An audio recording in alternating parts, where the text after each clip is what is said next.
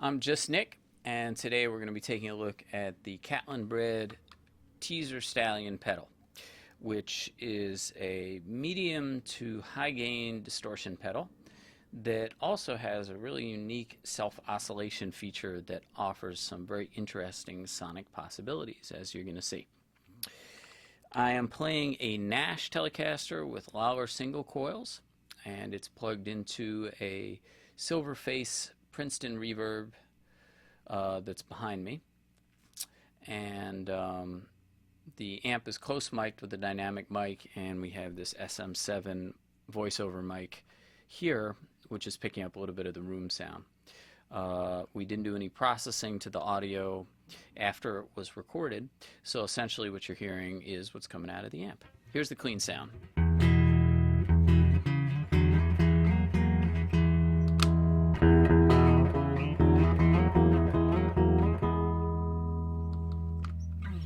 Let's have a listen to the distortion mode of the Teaser Stallion.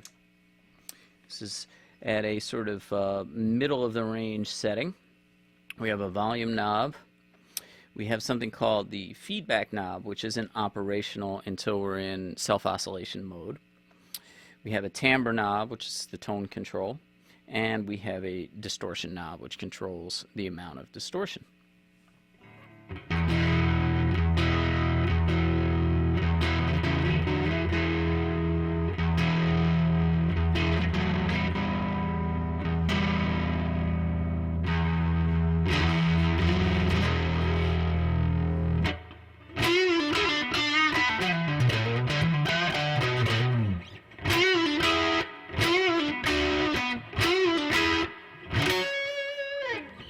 So as you can see, it's a very pleasant distortion sound that has enough edge and dynamics to it to allow for a fair amount of manipulation with the pick and fingers, but enough gain and sustain even at this middle of the range setting to rock out. And even maybe get some old school metal sounds at the higher settings. The timbre knob has an enormous range to it and is very nice for maintaining string definition at the higher distortion settings. As you'll see, you can play extended chords and still get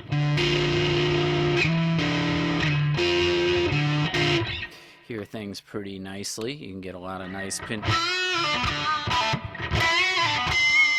a lot of pinch harmonics happening. Really, really nice sounding pedal with a surprising range to it. I'd be pretty comfortable with this as my only distortion pedal in a situation where I needed a distortion pedal. It does a lot of different things, and it seems to do them all really, really well. It's surprisingly quiet as well, even at high gain settings. Now, where this pedal becomes unique is when you flip this little innocuous looking green switch. When you flip that switch, the pedal goes into self-oscillation. And you're going to see that as I roll up the volume control, it's just doing its own thing. Changing the timbre and distortion and feedback controls position will change the basic tone, as will changing the impedance of the circuit it's plugged into, namely your volume and tone controls and pickup configuration. So all of these things can modulate the basic tone. So you can play with this thing in self-oscillation, and it's going to give you some interesting overtones and other artifacts to the sound, as you'll see.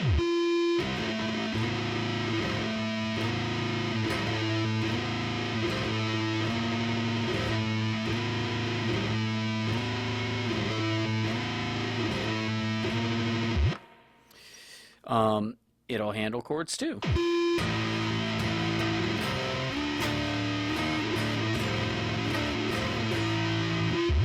And single notes.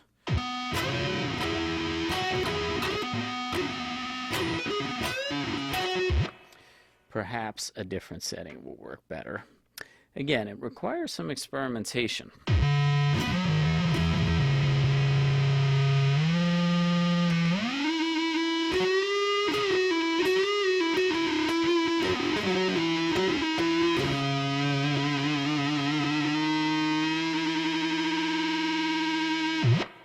Lots of possibilities there. Unless you write down your settings very, very carefully, you're not necessarily going to know what's going to happen when you flip that switch. So for live use, you either need to experiment and work up some really precise ideas about how you want to use this, or if you play in kind of a more of a noise type setting, or a band that accepts a certain amount of chaos and unpredictability, which many of the best bands do, you can just step on it, flip the switch, and see what happens and adjust it on the fly. Where I think this pedal becomes even more exciting is when you combine this self-oscillation ability with a nice delay.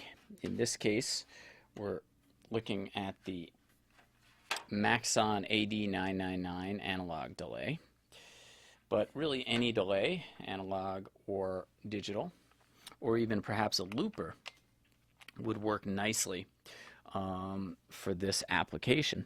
So I'm going to turn the delay on at a pretty long, almost runaway feedback setting. So it's almost like a looper. And we'll see what happens here. I'm going to use the volume knob and the tone control to control the self-oscillation, basic tone of the teaser Stallion. And I'm going to set everything back here at the middle.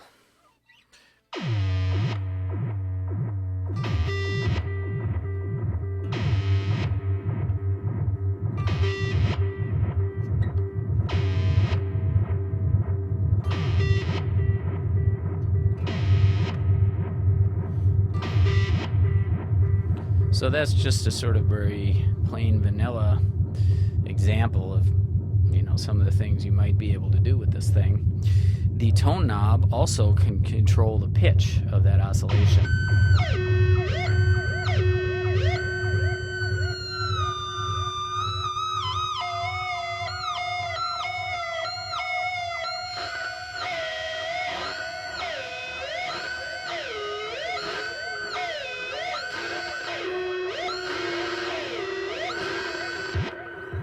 Nothing else, you can certainly use this feature to annoy the hell out of people. I happen to really love it, and I think that, in the little time I've spent with this pedal, I found it really satisfying, and I think I've only just scratched the surface of the possibilities. I'm sure you will find far more interesting and exciting applications of this self-oscillation feature than I have. The pedal appears to me to be very well put together. As far as I know, it has a, what am I trying to say? I have no idea what I was about to just say. I'll tell you, the only reservation I have about this pedal is the name. I don't understand what the name means, Teaser Stallion. I did a little research and I wasn't able to come up with an answer. I have to tell you, it makes me feel a little bit uncomfortable. It somehow reminds me of the Broadway play from the 70s, Equus, that had something to do with inappropriate behavior between a man and a horse, and it was recently revived on Broadway, starring that creepy Harry Potter kid. And my geeky glasses notwithstanding today, that stuff is not for me. But I kind of worked through it. I got past the name, and I got to tell you, I find this pedal to be really, really cool. And I'm going to award it the full babushka, the coveted full babushka. Of course, you can buy this pedal, as well as many other very cool guitars, amps, pedals, basses, and other things from Rocknroll Vintage in Chicago. They are extremely cool people, and even cooler guitars. And on their behalf, and on behalf of the Teaser Stallion, but not inappropriate behavior between man and horse, I'm just Nick, and I will see you soon.